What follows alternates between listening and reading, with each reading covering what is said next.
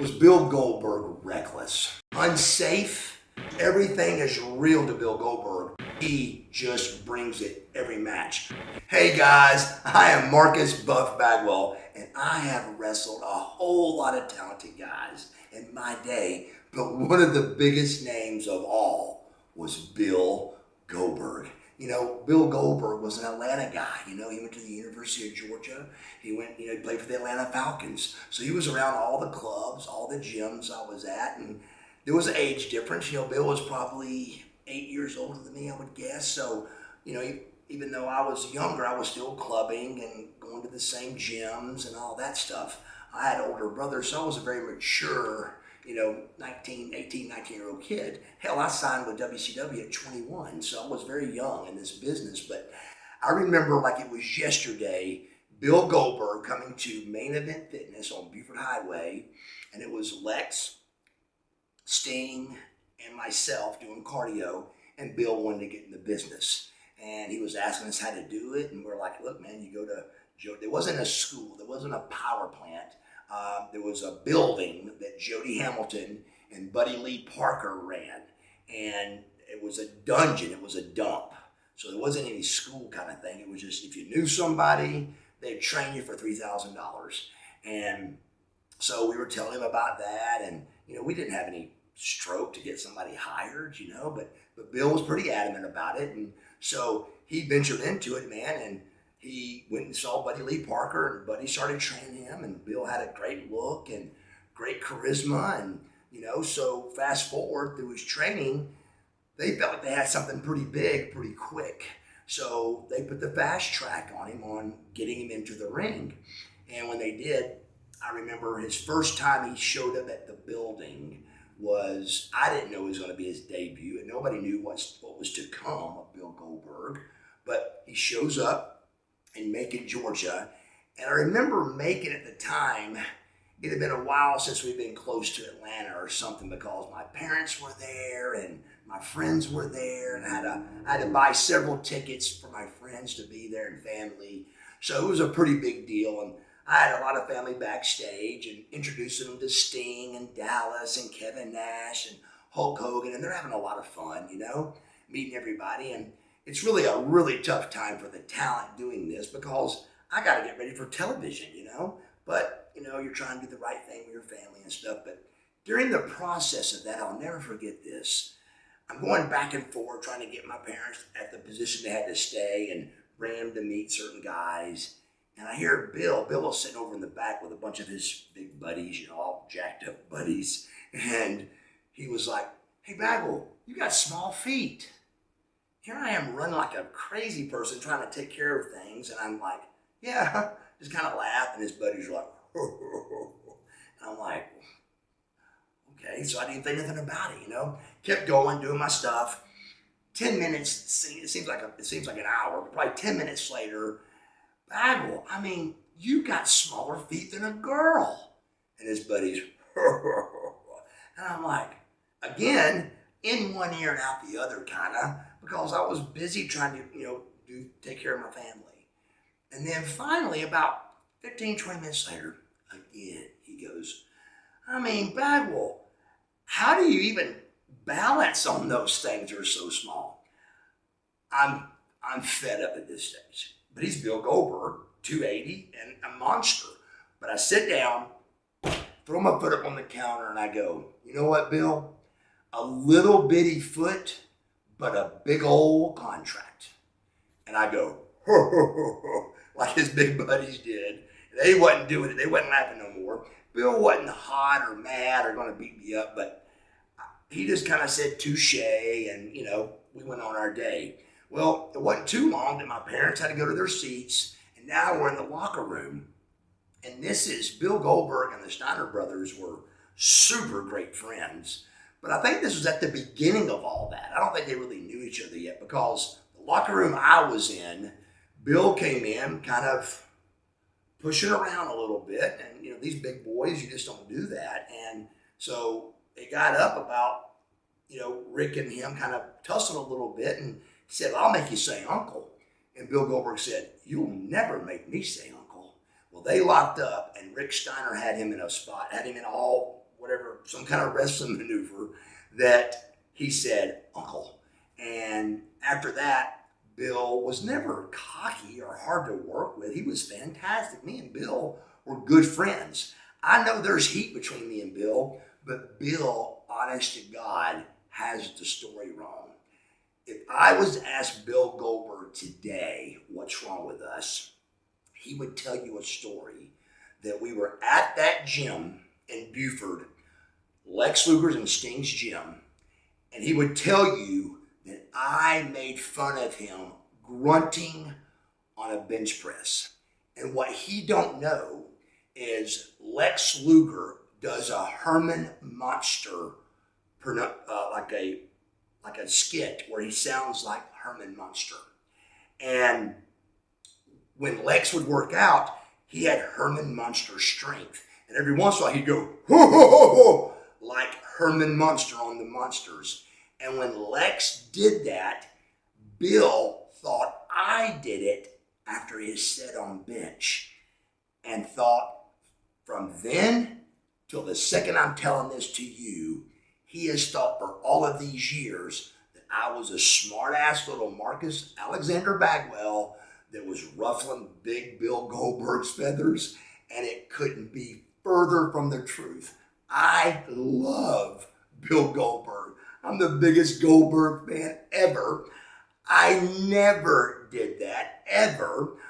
It was Lex doing it about himself, but Bill, to this day, could not be told what I just told him and believe it. I think he's convinced that I did that. So one day, Bill, maybe you can hear this and not hate me like you've hated me for the last 20 years over an assumption. So here, hopefully this is clarifying it, but the things I want to talk about next, now that we got that clear, is things like I hear all the time is, was Bill Goldberg reckless? No. Bill Goldberg was green, and he was trying to learn. When you're in the ring and you're trying to learn, you're going to be accidentally reckless. So he didn't mean to be reckless. He's trying to make it look as good as he can, and he's green. And when you do that, and you're Bill Goldberg, which means you do not think pro wrestling is entertainment. It isn't WWE. It is tackle football, real winner, beaten, punches. Everything is real to Bill Goldberg. Even though wrestling is predetermined, it's so much rougher than people really know. But to Bill Goldberg, it's barely predetermined because he just brings it every match. So I wouldn't say he's reckless. Reckless makes him sound like he don't care. He cared. He really tried. But when you got a Bill Goldberg that's green, who do you put him with? You got to put him with the NWO guys because that's the top guys. So we were, Scotty Steiners and Nashes and Halls, we're all having to wrestle Bill and trying to explain to him that we got to do this again next Monday, brother. Let's just back it off a little bit because we got to go again next Monday. There was a time my first match back, I wrestled Bill Goldberg and Rick Steiner on my first match back for my broken neck. 10 months after my broken neck, which was April of 1998, 10 months later, Dean Dome, North Carolina, main event, Nitro, and Bill wasn't reckless. Bill was just stiff, and I was worried because this is my first match back, but he didn't understand how it goes. Like, you gotta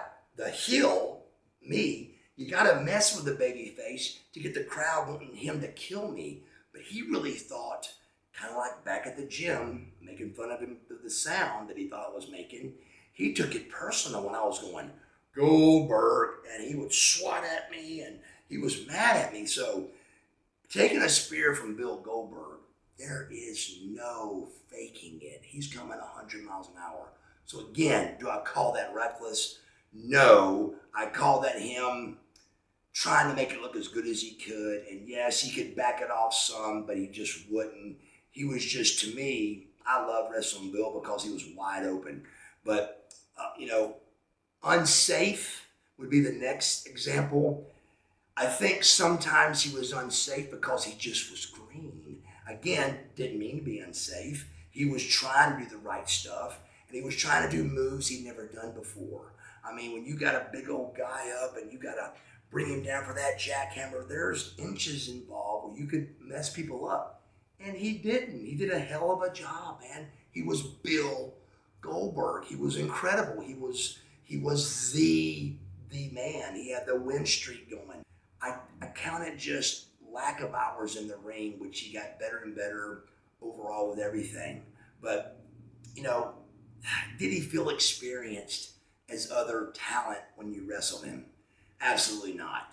He had a whole different style. I mean, you know, Jim Hellwig, I never wrestled Jim Hellwig, but I saw several matches. He didn't have a whole lot of arsenal. He didn't have a whole lot of moves. He didn't have a whole lot of, you know, offense. It was just shake the rope, shake his head, clothesline, shake the ropes again. It wasn't a whole lot to it. Bill had a plethora of moves over that, but still it was limited, and he had that fast track to get in the ring. So absolutely, you know, he didn't have the experience that your Nashes and Halls and Dallases and Lexes, but neither did I. I was 10 years younger than everybody, so I had more experience than Bill, but that don't mean I'm better. It just means I've been in the ring a little bit more. But yeah, the night of the Dean Dome, I remember he complained about me dogging him out, and then he complained about me double axe handing him like I hurt him.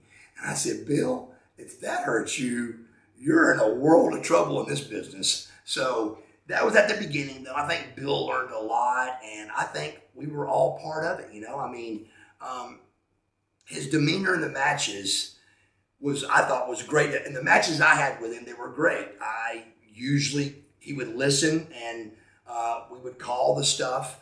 The only time I felt like he was a little weird was we had a match where me and Lex were going to beat Goldberg, and I think it was Buddy Lee Parker, the guy that trained him. And I was going to hit, the company wanted the blockbuster, so I was going to hit the blockbuster on Bill. He didn't tell me this, but through the grapevine, it got to me that I wasn't big enough to cover Bill Goldberg, which is fine. I still go down in history as beating Bill, but again, who cares? This is a predetermined business. We're trying to build ratings. We're trying to make money. We're trying to not get killed out there. So it didn't bother me. It bothered me friendship-wise, that I think we were better friends than that he could have come to me and said, hey, brother, if you don't mind, do you mind Lex cover me? And I'd been like, no problem. But for it to backdoor me and me feel like I'm not worthy enough to cover Bill Goldberg, that's a little weird. But regardless, you know, Blockbuster, Lex covers him. Fantastic thing. The finish of that match, though, quick story. We're beating Bill Goldberg, and I come up with the way I want the Blockbuster done, which is Lex Luger scoops Bill Goldberg onto his shoulders, and I Blockbuster Bill Goldberg. Wow, fantastic finish. So I'm waiting. I'm on the top rope. Lex gets under Bill Goldberg. Lex stands up, and Bill's taller than me. And I go, oh my God. Live cameras, 60,000 people. Here I go. I try to get over Bill. I barely get over to where it was just a big crash DDT landing of a Blockbuster. Lex covers it 1, 2, 3. And I think the next week we bring Casket out with Bill and we bury Bill, literally. So, you know, that was a big thing for me to be able to beat Bill Goldberg. And it was a big thing for Totally Buff. And I think it was a big rating for the show. But, you know, did he call matches or did he do, you know, what more experienced wrestlers did? And again, you know, in the matches I was in, he would listen. He would throw stuff in. Like he liked to get a lot of, UFC was brand new, or MMA stuff. So you'd get a lot of those rolls in, and no wrestlers really thought that looked good, but he did. And he had this like kick that he's hit me with, that it comes a ton. I think it's the same kick that Bret Hart got kicked with. I think, I'm not sure, but it's a kick that that Bill swings, and again, it's not reckless. It's just coming 100 miles an hour. It's up to you to be experienced enough to go with it and and take the bump before it hits you too much. But he was always good about not stepping out of his boundaries. If he would throw some ideas in, and we all got along at WCW about that. I think everybody was pretty smooth about that. How did it feel taking his spear or jackhammer? Great question. The spear or jackhammer was super smooth. Bill was really strong, and I was, even though I was in real good shape, I wasn't the 280 guy. I'm the 230, 240 guy. So, and I could go up really easy with Bill. And of course, the lighter you were, the more he could tuck you and jackhammer you better. Same with the spear. You got to be going this way, but really you want to be going that way because there's a lot of motion coming. So it's a fine line to make Bill look good and also not get killed. But Bill Goldberg will go down as one of the best ever. Definitely started off, I feel like maybe a little cocky, which most of us don't. We may get cocky, but we don't start off cocky in the world of wrestling.